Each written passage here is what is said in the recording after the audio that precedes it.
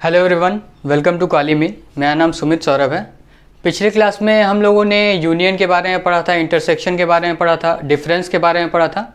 इस क्लास में उसी सेट चैप्टर से रिलेटेड जो भी लॉज वगैरह जो भी यूज़ होते हैं इस चैप्टर में, सेट्स में, वो आज पढ़ेंगे हम लोग, उसको समझते हैं। ठीक है, मैंने लॉज कुछ जो फेमस है काफ़ी, एक तरह से जो काफ़ी यूज़ में आते हैं जनरली, वो लॉज मैंने लिख के रखा है, उसी को एक्सप्लेन करते हैं। ठीक है, पहला लॉ क्या है? Commutative law. कम्यूटेटिव एक वर्ड से बना है, कम्यूट। कम्यूटेटिव एक वर्ड से बना है, कम्यूट। कम्यूट का मतलब होता है ट्रैवल, एक तरह से इधर उधर ट्रैवल करना। ठीक है, तो कम्यूटेटिव लॉ उसी लॉ से आधारित होता है। अगर मैं नंबर से कोई एग्जांपल लेके चलूँ, अगर मैं नंबर ले लेता हूँ, कोई 1 और 2 नंबर दिया हुआ है, ठीक है, और जनरली कोई भी कैलकुलेशन करने के लिए 2 नंबर का ज़रूरत होता है। ठीक है, और कैलकुलेशन में ऑपरेटर्स का यूज होता है। जैसे अगर अलजेब्रा में हम सब कैलकुलेशन करेंगे तो प्लस, माइनस, मल्टीप्लिकेशन, डिवीज़न, ये सब जनरली ऑपरेटर्स कहलाते हैं। ठीक है, ये एडिशन ऑपरेटर हो गया, सब्सट्रैक्शन ऑपरेटर हो गया, तो ये सब ऑपरेटर्स का यूज होता है किसी भी कैलकुलेशन में। पहला कंडीशन क्या होगा? किसी भी 2 नंबर या 2 यूनिट का यूज होगा, 2 एंटिटी का यूज किया जाता है किसी भी कैलकुलेशन को करने के लिए। और तीसरा, किसी ऑपरेटर का यूज किया जाता है। जैसे अगर 2 एंटिटी दिया गया हम लोगों को और हम सबको एडिशन करना है, तो एडिशन का ऑपरेटर लगेगा दोनों के बीच, तभी एडिशन होगा। अब आते हैं हम लोग लॉ पे। ठीक है, कम्यूटेटिव लॉ क्या कहता है? अगर इन्हीं दोनों के बीच कोई अगर ऑपरेटर लगा हुआ है, जैसे 1 2 दिया हुआ है, 1 2 के बीच जैसे मैंने प्लस का ऑपरेटर डाल दिया, ठीक है, ऑपरेटर लगा हुआ है, तो इसका रिजल्ट क्या आएगा? 3 आ गया। अब कम्यूट का मतलब होता है ट्रैवल करना। तो इस लॉ के बेसिस पे बोला जाता है कि अगर ये 2 टर्म, ये 2 एंटिटी अगर इंटरचेंज हो जाएं, ट्रैवल कर ले एक दूसरे के पाथ को, एक तरह से ये यहाँ आ जाए और ये यहाँ आ जाए, ठीक है, तो एक तरह से ये दोनों एंटिटी ट्रैवल कर लिया। एंटिटी मैं इसलिए कह रहा हूँ क्योंकि नंबर हो गया या सेट भी हम सब ले सकते हैं, ये सेट का ही चैप्टर है, मैं बस समझाने के लिए बता रहा हूँ क्या कम्यूट क्या होता है, ट्रैवल करना। तो इस कंडीशन में हम ये भी लिख सकते हैं 2 + 1। ठीक है, तो कम्यूटेटिव लॉ क्या कहता है? अगर एंटिटी अपने पोजीशन को एक्सचेंज कर ले तो आपका रिजल्ट अगर सेम है तो वो कम्यूटेटिव लॉ फॉलो करेगा। ठीक है, अगर मैं वेरिएबल लेके चलूँ तो a और बीच में कोई भी ऑपरेटर, जैसे यहाँ प्लस ऑपरेटर है, प्लस b को लिख सकते हैं हम लोग b + a। ठीक है, तो इस कंडीशन में ये जो प्लस ऑपरेटर है हमारा, वो एक तरह से कहलाएगा, ये ऑपरेटर फॉलो करता है कम्यूटेटिव लॉ को। ठीक है, वैसे ही मल्टीप्लिकेशन का भी सेम कंडीशन होता है, a × b अगर करेंगे उसको आप लिख सकते हैं b × a। जैसे a × b लिखा हुआ है उसको लिख सकते हैं b × a। ठीक है, तो इस कंडीशन में मल्टीप्लिकेशन भी एक कम्यूटेटिव लॉ फॉलो करता है, क्योंकि इस कंडीशन में एक्सचेंज हो गया नंबर, जो भी एंटिटी है एक्सचेंज हो गई, लेकिन रिजल्ट सेम आया। तो जिस कंडीशन में भी एंटिटी अपना प्लेस इंटरचेंज कर ले किसी भी ऑपरेटर के बीच, अगर वो इक्वल होगा तो वो कम्यूटेटिव लॉ फॉलो करेगा। ठीक है, वही सेट की कंडीशन में क्या हो जाता है? सेट के कंडीशन में अगर ए सेट दिया हुआ है हम लोगों को, ठीक है, हम सब पढ़े थे पिछले क्लास में यूनियन, इंटरसेक्शन, डिफरेंस। ठीक है, तो यूनियन अगर मैं ले लूँ, ए यूनियन बी अगर ले लूँ, ठीक है, अगर इस प्लेस को इंटरचेंज कर दिया मैंने तो क्या आएगा? B union A. अब पूछ रहा है ए यूनियन बी, या ये जो यूनियन का कंसेप्ट है वो कम्यूटेटिव लॉ फॉलो करेगा या नहीं। ठीक है, तो इसको अगर मैं डायग्रामेटिकली बताऊं आपको, एक तरह से वेन डायग्राम के तौर पे, तो अगर ए ये सेट है, बी ये सेट है, ये सेट बी है, ये सेट ए है, तो ए यूनियन बी क्या हुआ? इसके अंदर का जितना भी शेडेड रीजन आएगा वो ए यूनियन बी के अंदर आ जाएगा। ठीक है, बी यूनियन ए क्या हुआ? बी यूनियन ए के कंसेप्ट से सेम शेडेड रीजन होगा। ठीक है, तो उस कंडीशन से यूनियन जो हमारा ये ऑपरेटर है, यूनियन ऑपरेटर, वो कम्यूटेटिव लॉ फॉलो करेगा। अपने दूसरे लॉ पे चलते हैं। दूसरा लॉ क्या कह रहा है? Associative law. ठीक है, एसोसिएटिव एक तरह से ऐसे आप याद कर सकते हैं इसको, एसोसिएटिव ए से बना हुआ है, वैसे ही कह सकते हैं अरेंजमेंट। इस लॉ का सीधा सा रिलेशन है अरेंजमेंट से। ठीक है, अगर तीन सेट दिया हुआ है ए बी सी, या 3 नंबर दिया हुआ है 1 2 3, ठीक है, अगर 3 सेट या 3 नंबर दिया हो, क्योंकि ये लॉ नंबर में भी मतलब अलजेब्रा के अंदर ही फॉलो करना होगा और सेट में भी फॉलो होता है। ठीक है, तो अगर 3 सेट ले लिया मैंने, मैं बोलूँगा जो यूनियन है, यूनियन हमारा ऑपरेटर है, एडिशन ऑपरेटर सेट के लिए, तो वो एसोसिएटिव लॉ फॉलो करेगा या नहीं, इसमें कंडीशन आता है अरेंजमेंट का। अगर मैं ए यूनियन बी, इन दोनों का यूनियन ले लिया, ठीक है, और बाद में इसके साथ सी का यूनियन ले लिया, ठीक है, तो इस कंडीशन से जो हमारा वेन डायग्राम बनेगा ए बी सी ले लिया, बी और ए, इसका वेन डायग्राम क्या बनेगा? इसके अंदर का जितना भी शेडेड रीजन है वो सारा आ जाएगा। ठीक है, वही कंडीशन अगर मैं, ब्रैकेट का क्या मतलब होता है? कैलकुलेशन पहले होना चाहिए। तो अगर A union B union C लिख दिया मैंने, अगर अरेंजमेंट मैंने चेंज कर दिया, इसका क्या मतलब हुआ? पहले कैलकुलेशन यहाँ पे ए यूनियन बी का हुआ था और यहाँ पे कैलकुलेशन हो रहा है बी यूनियन सी का। ठीक है, तो अगर कैलकुलेशन का अरेंजमेंट एक तरह से उसका प्लेस चेंज कर दिया, ठीक है, पहले कैलकुलेशन हुआ ए यूनियन बी का, यहाँ पे कैलकुलेशन हुआ बी यूनियन सी का। ठीक है, तो इस कंडीशन में ये दोनों अगर इक्वल हो गया, क्योंकि अगर इसका मैं करूं, बी यूनियन सी पहले कर दिया मैंने, चलिए ये बी है, ये बी है, ये सी है, बी यूनियन सी इतना आ जाएगा। उसके बाद यूनियन ए, अगर ए ये सेट है तो इसका भी सेम कंडीशन आया।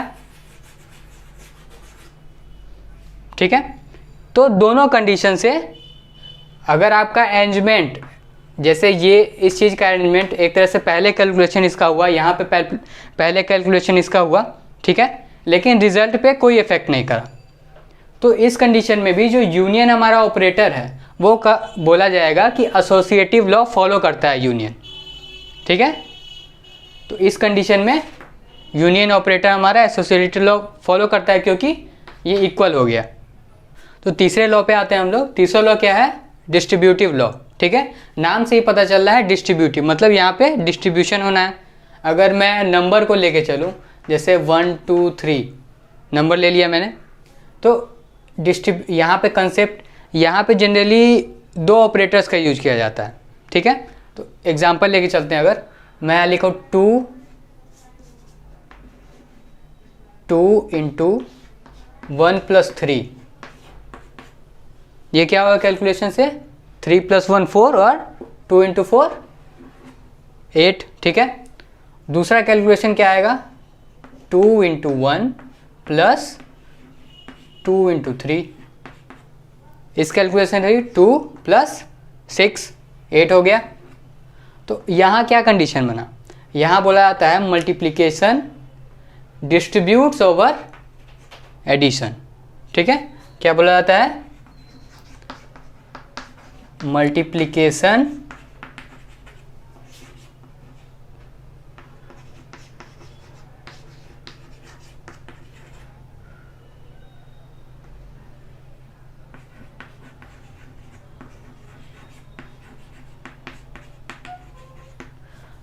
यहाँ इस कंडीशन में क्या बोला जाता है? Multiplication distributes over addition. ठीक है, वही सेम कंडीशन अगर यहाँ मैं माइनस का कंसेप्ट है 1 - 3 या 3 - 1 अगर मैं कर दूँ, उस कंडीशन में भी 2 इंटू 2 4 आ जाएगा, और नीचे में भी सेम कंडीशन आएगा 6 - 2 4 आ गया। तो उस कंडीशन में भी हो जाएगा मल्टीप्लिकेशन डिस्ट्रीब्यूट्स ओवर सब्सट्रैक्शन। ठीक है, इसे यही 2 इंटू 3 - 1 अगर कर लूँ तो 3 - 1 2, ये 2 इंटू 2 4 हो गया, और वही 2 इंटू 3 - 2 इंटू 1 क्या आ गया? ये भी 4 हो गया, 6 - 2। ठीक है, तो ये 2 ऑपरेटर्स पे काम करता है जनरली डिस्ट्रीब्यूटिव लॉ। ठीक है। वही अगर मैं सेट के कंसेप्ट में अगर ले लूँ, अगर 3 सेट दिए हुए हैं ABC, 3 सेट मान के चल रहा हूँ मैं, 3 सेट लिए हुए हैं ABC, ठीक है। तो इस कंडीशन के हिसाब से देखिए, A intersection B union C अगर ये दिया हुआ है तो इसका वेन डायग्राम क्या बनेगा?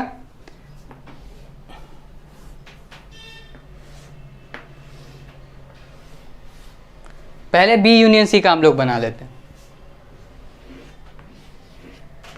ये B है, मान लेते हैं A भी है इसमें, A को बाद में B union C, B union C क्या हो गया? ये पूरा एरिया,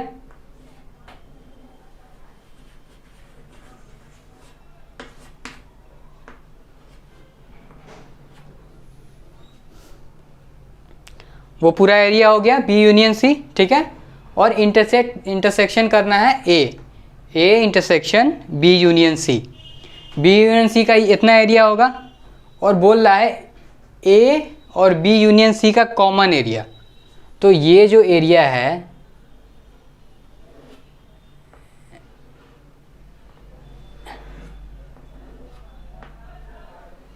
एक तरह से ये जो एरिया है, ये जो एरिया होगा वो हो जाएगा A intersection B union C। अगर इसी को मैं डिस्ट्रीब्यूट कर दूं, इस लॉ के हिसाब से अगर मैं डिस्ट्रीब्यूट कर दूं तो क्या आएगा? A intersection B union A intersection C, ठीक है। अब पहले इसका इंटरसेक्शन और फिर इसका इंटरसेक्शन बाद में उसका यूनियन कर देना है। तो वेन डायग्राम अगर इसका बना दूं मैं, अगर इसका बना दूं और वही ABC लिख दिया हुआ है,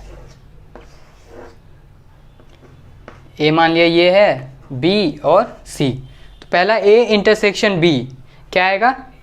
ये B है, A इंटरसेक्शन B ये एरिया हो गया,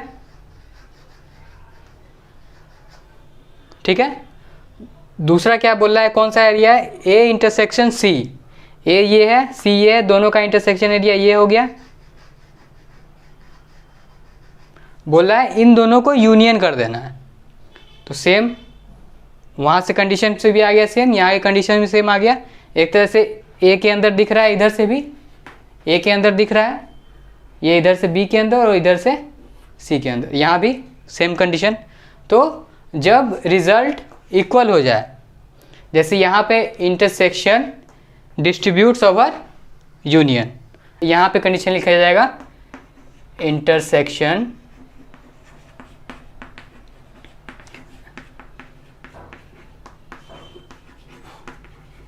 डिस्ट्रीब्यूट्स ओवर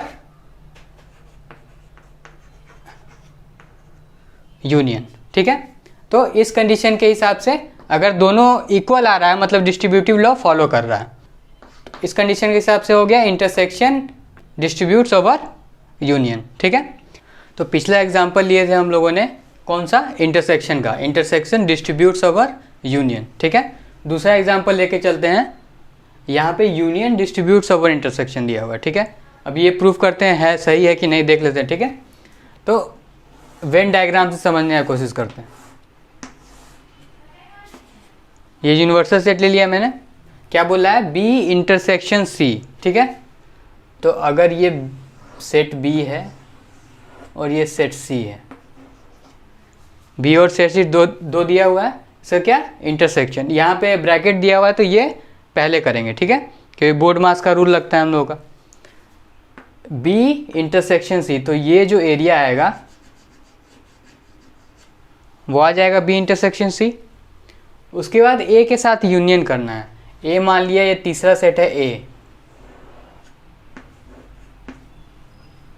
तीसरा सेट A ले लिया हम लोगों ने, क्या बोला है? A यूनियन और B इंटरसेक्शन C, मतलब इसका एरिया आएगा और पूरा A का एरिया। तो क्या हो गया? ये जितना भी एरिया A का आया,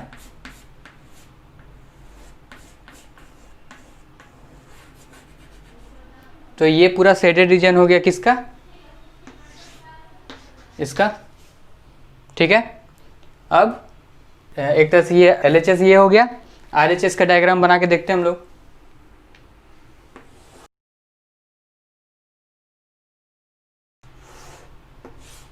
ये इसके लिए डायग्राम बना रहे हैं हम, ठीक है। A यूनियन B, अगर A B दो सेट है,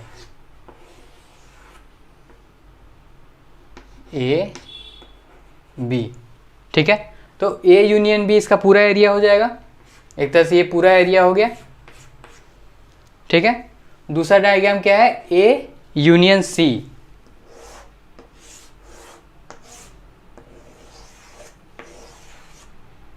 अगर ये A है और ये C है तो इसमें भी पूरा एरिया हो गया, ठीक है। यहां बोल रहा है A union B intersection A union C, मतलब अगर मैं यहाँ पे C एक तीसरा ये बना दूं सेट C, ठीक है। क्या बोल रहा है, A union C, A union C एक तरह से ये हो गया पूरा A का पूरा एरिया और C का पूरा एरिया, ठीक है। बोल रहा है इंटरसेक्शन, मतलब इन दोनों के यूनियन का और इन दोनों के यूनियन का कॉमन एलिमेंट। तो क्या आएगा, A तो दोनों में आ रहा है, A का एरिया तो दोनों में आ रहा है, ठीक है। और बचा B का एरिया बच गया, B और C का। तो B और C का कॉमन एरिया ये हो गया, B और C का कॉमन एरिया ये हो गया, और A का एरिया।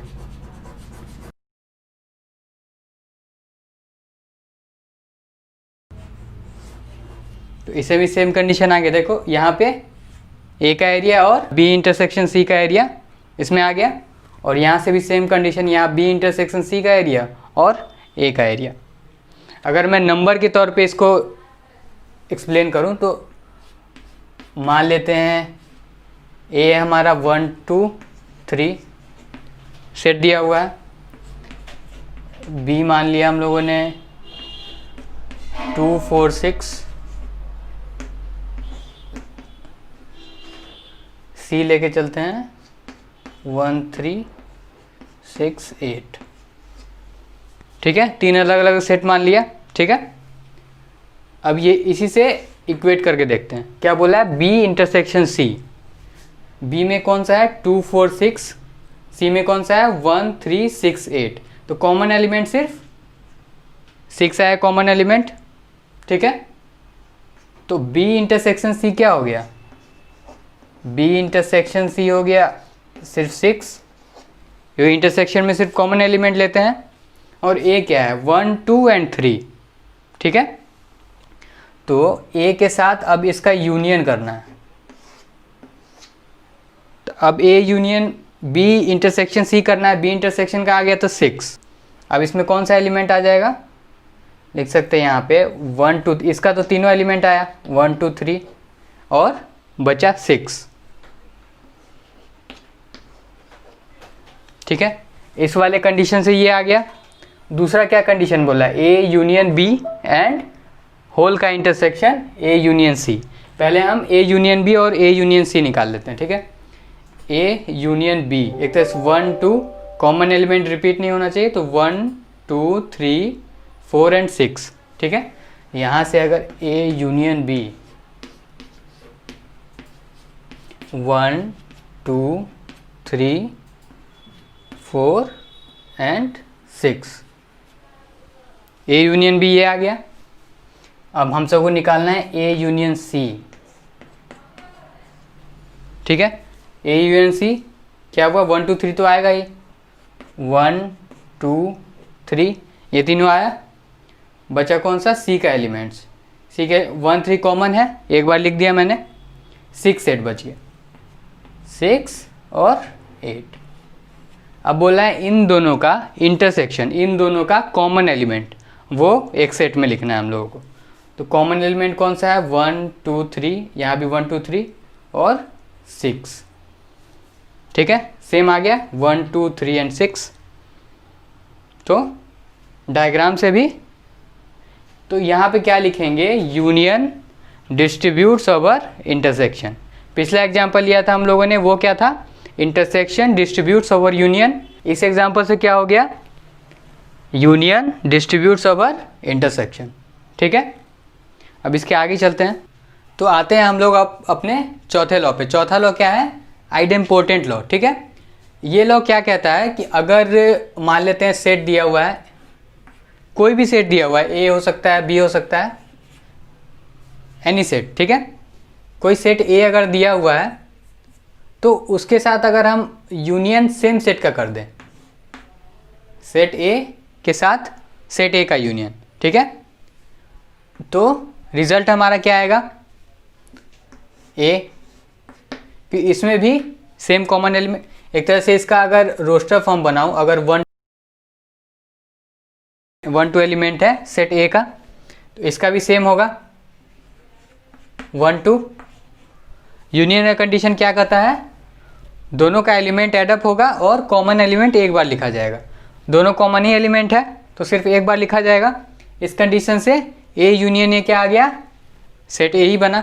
ठीक है, तो कोई भी सेट, अगर हम सेट यहाँ बी भी लेंगे, मतलब बी यूनियन बी भी करें इज इक्वल टू बी होगा किसी भी सेट के कंडीशन में। ठीक है, किसी भी सेट के कंडीशन में अगर यूनियन कर रहे हैं सेम सेट का तो हमारा रिजल्ट सेम आ रहा है। ठीक है, दूसरा एग्जांपल लेते हैं, ये हो गया यूनियन का कंडीशन।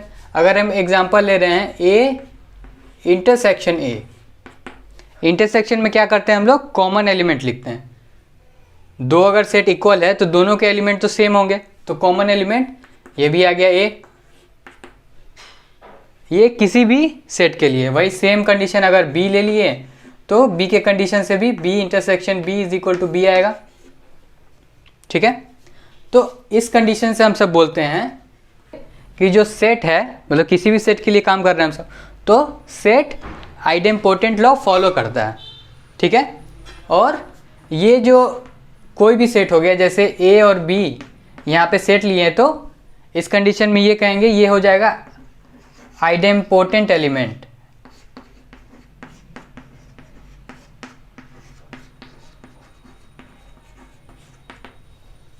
सेट क्या होगा हमारा, यूनियन और इंटरसेक्शन के केस में वो हो जाता है आइडेम्पोर्टेंट एलिमेंट, कोई भी सेट। क्योंकि यहाँ पे ए का कंडीशन चाहे बी का कंडीशन, कोई भी सेट अगर हम लेंगे सेम कंडीशन आएगा सबके लिए। यूनियन करेंगे तो सेट ए आएगा और इंटरसेक्शन भी करेंगे तब भी सेट सेम सेट आएगा।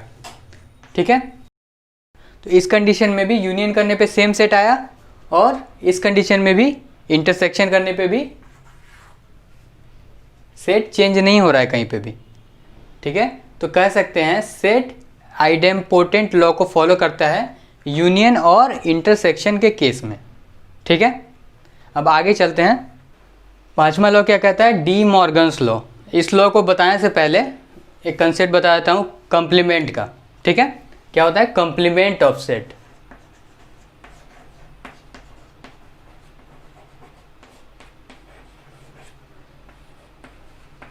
मान लेते हैं कोई एक सेट ए,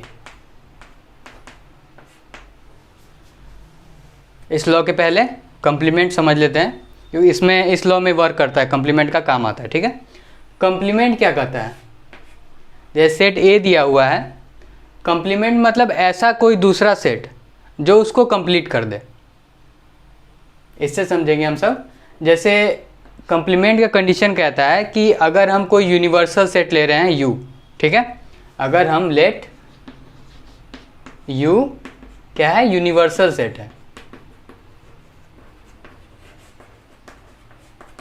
एक यूनिवर्सल सेट अगर हम यू ले रहे हैं और ए उसका सबसेट है, ए इज सबसेट ऑफ यू, ए होना चाहिए सबसेट ऑफ यू।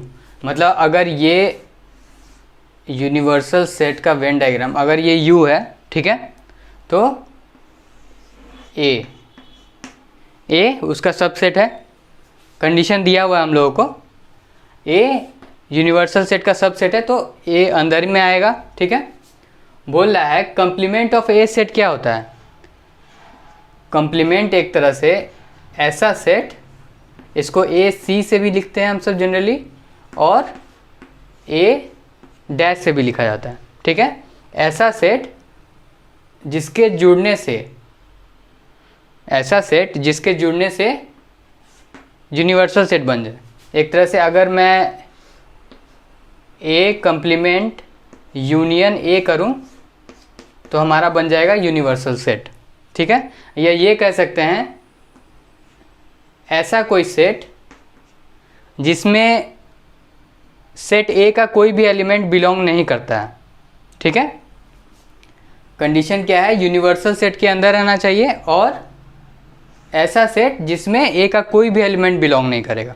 तो इसका डायग्राम क्या बनेगा, ये जो सेट ए है उसके बाहर का जितना भी एलिमेंट्स रहेगा जो कि यूनिवर्सल सेट के अंदर रहेगा वो सारा ए डैश में या ए कंप्लीमेंट में आ जाएगा, ठीक है।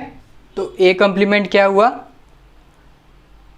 Elements of universal set that does not belong to set A, ठीक है। अगर इसको रोस्टर फॉर्म में मैं लिखूं तो ये आ जाएगा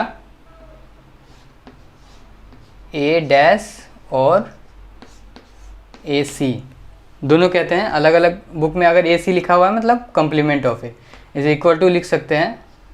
अगर रोस्टर फॉर्म में लिखूँ तो X is such that X belongs to U and X does not belong to A, ठीक है। वेन डायग्राम के हिसाब से ये हो गया, ए के बाहर का जितना भी शेडेड रीजन होगा वो आ जाएगा ए कंप्लीमेंट में, और रोस्टर फॉर्म के हिसाब से ये हो गया, एलिमेंट होना चाहिए यूनिवर्सल सेट यू का और सेट ए का एलिमेंट नहीं होना चाहिए, ठीक है। ये दोनों कंडीशन जब फॉलो होगा उस सेट को कहेंगे कंप्लीमेंट। तो कंप्लीमेंट ऑफ सेट के बाद आते हैं हम सब डी मॉर्गन्स लॉ पे। डी मॉर्गन्स लॉ भी उसी से रिलेटेड है, इस वजह से मैंने कंप्लीमेंट बता दिया, ठीक है। डी मॉर्गन्स भी एक मैथमेटिशियन थे, ठीक है। उन्होंने क्या कहा कि अगर ए कोई सेट है, ए यूनियन बी अगर मैं ले रहा हूँ, किसी सेट का अगर यूनियन है, ठीक है, तो यूनियन का एक तरह से डायग्राम तो ये बनेगा। अगर दो सेट है, ये ए ये बी, ए यूनियन बी इसके अंदर का एरिया पूरा, ठीक है। तो डी मॉर्गन्स ने क्या कहा, इसका मैंने कंप्लीमेंट अगर ले लिया, ठीक है, इसका अगर कंप्लीमेंट ले लिया वो किसके इक्वल होगा, ए कंप्लीमेंट बी कंप्लीमेंट, ठीक है। इसको डायग्राम से समझने की कोशिश करते हैं। देखो ये तो एरिया आ गया ए यूनियन बी का, ठीक है। उसका कंप्लीमेंट मतलब उसमें जो एलिमेंट नहीं आएगा वो किस में आ जाएगा, इसके अंदर। तो ये जो एरिया है यूनिवर्सल सेट के अंदर,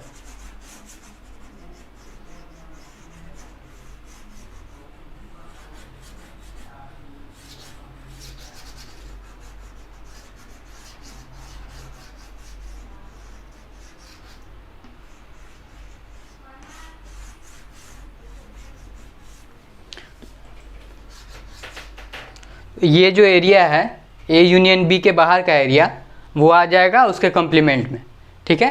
क्योंकि ए यूनियन बी और इसको ऐड करेंगे तो पूरा यूनिवर्सल सेट बन गया, कंप्लीट कर दिया एक तरह से उसको, ठीक है।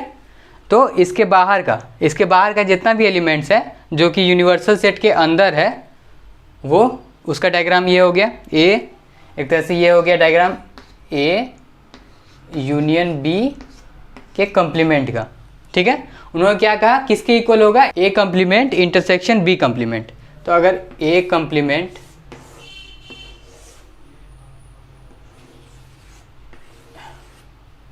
ये ए है ये बी है, ठीक है। अगर इसी से रिलेटेड मैं ए कंप्लीमेंट का अगर सिर्फ डायग्राम बनाऊं तो क्या आ जाएगा, ए के बाहर का जितना एरिया है, ए के बाहर का, अभी सिर्फ ए कंप्लीमेंट का मैं डायग्राम बता रहा हूँ, ए के बाहर का जितना एरिया है वो आ गया ए कंप्लीमेंट में। दूसरा डायग्राम क्या, बी कंप्लीमेंट का अगर मैं बनाऊं,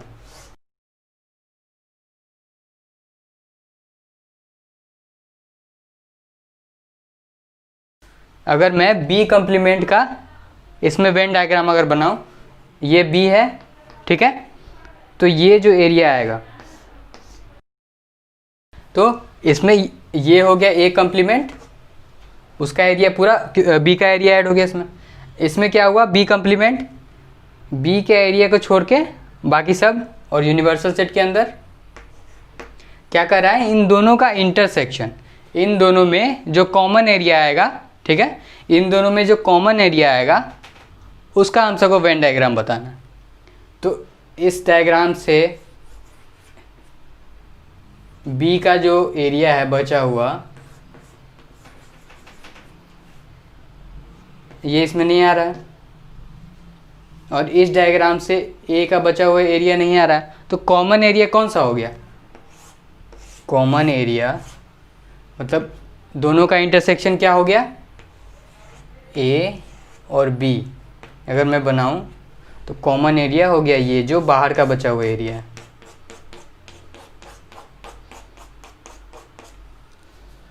ठीक है, तो इसको रोस्टर फॉर्म से समझने की कोशिश करते हैं। यहाँ पे दो सेट जो ए बी लिया हुआ था उसको रोस्टर फॉर्म में ले लिया मैंने। यहाँ पे एलिमेंट है 1 2 3 4 और बी का एलिमेंट है 2 4 6 8। ठीक है, यहाँ पे हम सबको यूनिवर्सल सेट का भी काम है क्योंकि उसी का सबसेट है दोनों। मान लेते हैं U एक यूनिवर्सल सेट है, उसके अंदर क्या आ गया 1 2 3 4 5 6 7 8 9 10। ठीक है, यूनिवर्सल सेट हम लोगों ने ले लिया 1 to 10। ठीक है, और इसका सबसेट दोनों होगा, ए और बी दोनों होगा सबसेट। तो इस कंडीशन से क्या कर रहा है, पहले तो A union B, A union B क्या आएगा, ए का सारा एलिमेंट और बी का सारा एलिमेंट। यहाँ पे क्या हो गया 1 2 3 4, ए का सारा एलिमेंट, जो कॉमन एलिमेंट है उसको रिपीट नहीं करना है। तो इस कंडीशन से ए यूनियन बी क्या आया 1 2 3 4 6 8, 2 4 कॉमन था, एक ही बार लिखा हमने। उसके बाद 6 8, ए यूनियन बी आ गया। अब बोल रहा है उसका कंप्लीमेंट। ठीक है, इसका कंप्लीमेंट क्या आएगा, ऐसा एलिमेंट जो यूनिवर्सल सेट के अंदर हो लेकिन ए यूनियन बी के अंदर नहीं आना चाहिए। ठीक है, तो यूनिवर्सल सेट में कहाँ से कहाँ तक है 1 से 10 तक, इसमें कहाँ है 1 2 3 4 6 और 8। तो यहाँ 5 आ गया, 7 9 10। तो इसका सेट अगर बनाऊँ तो क्या बनेगा 5 7 9 एंड 10। ये हो गया ए यूनियन बी का कंप्लीमेंट। ठीक है, जितना भी एलिमेंट्स इसमें है उसको छोड़ के बाकी सब जो यूनिवर्सल सेट का है इसमें आ जाएगा। ठीक है, अब क्या कर रहा है, इसके इक्वल होना चाहिए ए कंप्लीमेंट इंटरसेक्शन बी कंप्लीमेंट। तो ए कंप्लीमेंट क्या हो गया, ए को छोड़ के, ए का जितना भी एलिमेंट है उसको छोड़ के बाकी सब जो यूनिवर्सल सेट के अंदर आएगा वो ए का कंप्लीमेंट हो गया। तो ए के कंप्लीमेंट में क्या आया, यहाँ 4 तक दिया हुआ है तो 5 6 7 8 9 10। ए का कंप्लीमेंट क्या हो गया 5 6 7 8 9 10। ठीक है, और इंटरसेक्शन करना है किसके साथ, बी के कंप्लीमेंट के साथ। बी का कौन कौन सा एलिमेंट है 2 4 6 8। ठीक है, तो इस बेसिस पे बी डैश क्या हो गया, यूनिवर्सल सेट के अंदर जितना एलिमेंट है इन एलिमेंट को छोड़ के। ठीक है, तो कौन सा हो गया 1 3 5 7 9 एंड 10। ठीक है, बी का कंप्लीमेंट ये आ गया और ए का कंप्लीमेंट ये आ गया। बोल रहा है इन दोनों का इंटरसेक्शन करना है। तो कौन सा एलिमेंट कॉमन है, 5 कॉमन हो गया, 5 इसमें भी है। ठीक है, इसी के इक्वल करना है हम लोगों को। 5 कॉमन एलिमेंट ये हो गया, दोनों में दिया है। दूसरा कॉमन एलिमेंट क्या है 7 भी इसमें है। तीसरा 9 एंड 10। तो क्या आ गया 5 7 9 10, दोनों तरफ से LHS is equal to RHS। ठीक है, तो नेक्स्ट लॉ पे आते हैं हमारा, बोलता है लॉ ऑफ आइडेंटिटी। ये आइडेंटिटी समझ में आ रहा है कि ये आइडेंटिटी रिलेटेड होगा। जैसे अगर मैं नंबर से एग्जांपल लेके चलता हूँ, अगर ये 1 दिया हुआ है, ये 2 दिया हुआ है, ठीक है। तो 2 इंटू 1 अगर करूँ मैं तो क्या आएगा, 2 आया, ठीक है। 3 इंटू 1 अगर करूँ मैं, क्या आया, 3 आया, ठीक है। तो सेम कंडीशन से अगर मैं इधर का नंबर चेंज कर रहा हूँ और मल्टीप्लाई सिर्फ 1 से कर रहा हूँ, तो इस कंडीशन में लिखेंगे 1 जो है हमारा आइडेंटिटी एलिमेंट है, क्योंकि इसके मल्टीप्लिकेशन से हमारे नंबर के आइडेंटिटी में कोई भी चेंज नहीं आया, ठीक है। तो इस कंडीशन से जितने भी नेचुरल नंबर है या कोई भी नंबर होगा रियल नंबर, उसके केस में अगर हम 1 से उसको मल्टीप्लाई करेंगे, ठीक है, रियल नंबर के केस में अगर कोई भी नंबर हो उसको अगर 1 से हम मल्टीप्लाई करेंगे तो उसका आइडेंटिटी चेंज नहीं होगा, ठीक है। तो नेचुरल नंबर या रियल नंबर के लिए जो 1 होता है उसको हम लिखते हैं, ये है आइडेंटिटी एलिमेंट।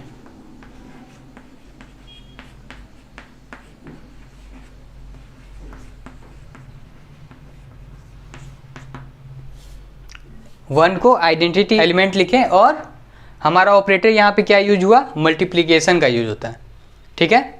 बाकी सिर्फ मल्टीप्लिकेशन और डिवीजन के केस में आइडेंटिटी यहाँ फॉलो होता है नंबर के केस में, ठीक है।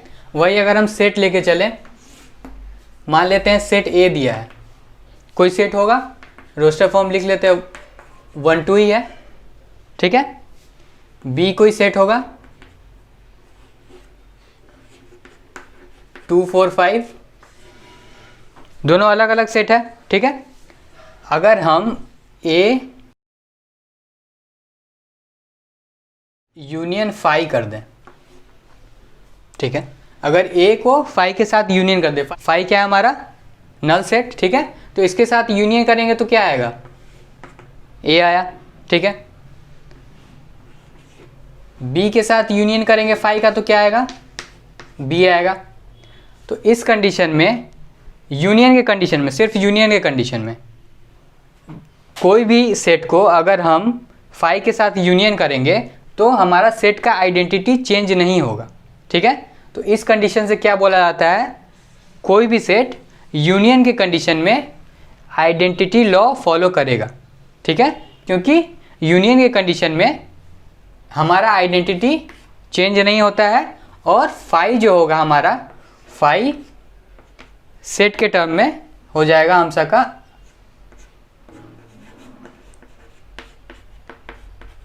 आइडेंटिटी सेट, ठीक है। ऐसा सेट जिसके यूनियन करने से हमारे सेट की आइडेंटिटी में कोई भी फर्क नहीं पड़े तो वो आइडेंटिटी लॉ फॉलो करेगा। वही अपोजिट कंडीशन क्या आता है यूनियन का, इंटरसेक्शन। तो इंटरसेक्शन के केस में अगर ए इंटरसेक्शन फाई करे, इसमें तो कोई कॉमन एलिमेंट होगा नहीं इसमें एलिमेंट, तो इस कंडीशन में ये हो जाता है फाई। तो इस केस में आइडेंटिटी पूरी चेंज हो गई इसमें, तो हम सबको इंटरसेक्शन जो है आइडेंटिटी लॉ फॉलो नहीं करता है, ठीक है, सिर्फ यूनियन फॉलो करेगा। तो कौन कौन से लॉ बताया हमने, पहला लॉ था कम्यूटेटिव यूनियन, एक तरह से यूनियन और इंटरसेक्शन लिख दो, यूनियन इंटरसेक्शन यू, ठीक है। यूनियन और इंटरसेक्शन का केस चल रहा था। पहला कंडीशन क्या था, कम्यूटेटिव लॉ, पहला कंडीशन था कम्यूटेटिव लॉ, दोनों फॉलो करेगा, ठीक है। दूसरा कंडीशन क्या था, एसोसिएटिव लॉ, मतलब जिसमें अरेंजमेंट वगैरह अगर चेंज हो जाए, तो इंटरसेक्शन और यूनियन दोनों के केस में अगर अरेंजमेंट चेंज हो जाए फिर भी फॉलो करेगा। तीसरा केस था हमारा डिस्ट्रीब्यूटिव लॉ। डिस्ट्रीब्यूटिव लॉ में जनरली दो ऑपरेटर यूज किए जाते थे, तो डिस्ट्रीब्यूटिव लॉ के केस में इन दोनों का union distribute over intersection and intersection distributes over union. तो डिस्ट्रीब्यूटिव लॉ भी एक तरह से पेयर में काम करता है, डिस्ट्रीब्यूटिव लॉ दो ऑपरेटर्स के पेयर में काम करता है, तो दोनों के केस में फॉलो करेगा, ठीक है। चौथा केस क्या बताया था मैंने, आइडेम्पोटेंट लॉ। तो आइडेम्पोटेंट लॉ के भी केस में यूनियन और इंटरसेक्शन दोनों के टर्म में हम सबने देखा था फॉलो करेगा दोनों केस में भी। पांचवा क्या बताया था मैंने, डी मॉर्गन्स लॉ, ठीक है। तो डी मॉर्गन्स लॉ है जो कि दोनों यूनियन के केस में और इंटरसेक्शन के केस में आता है। क्या आता है, ए यूनियन बी का अगर कंप्लीमेंट करेंगे, कंप्लीमेंट का भी कंसेप्ट बताया था, ए यूनियन बी का अगर कंप्लीमेंट करेंगे तो ए कंप्लीमेंट इंटरसेक्शन बी कंप्लीमेंट, ये आता है, ठीक है। उसके बाद बताया था कंप्लीमेंट का, कंप्लीमेंट भी एक प्रॉपर्टी है सेट का, ठीक है, कि एक सेट अगर ए दिया है तो उसके साथ अगर हम यूनियन करेंगे ए कंप्लीमेंट का, उसके कंप्लीमेंट का अगर यूनियन करेंगे तो उसको कंप्लीट कर देगा एक तरह से A union A dash is equal to universal set, ठीक है। ये बताया था कंप्लीमेंट का प्रॉपर्टी। जनरली ये मॉर्गन्स लॉ के पहले बताया था, तो ये 5th हो गया और ये हो गया 6th। ये डी मॉर्गन्स लॉ बताया था बाद में 6 में। उसके बाद अभी क्या बताया हमने, लॉ ऑफ आइडेंटिटी। तो लॉ ऑफ आइडेंटिटी 7वां नंबर अगर यहाँ लिख दूं, लॉ ऑफ आइडेंटिटी क्या यूनियन केस में फॉलो करेगा और इंटरसेक्शन के केस में फॉलो नहीं करेगा, ठीक है।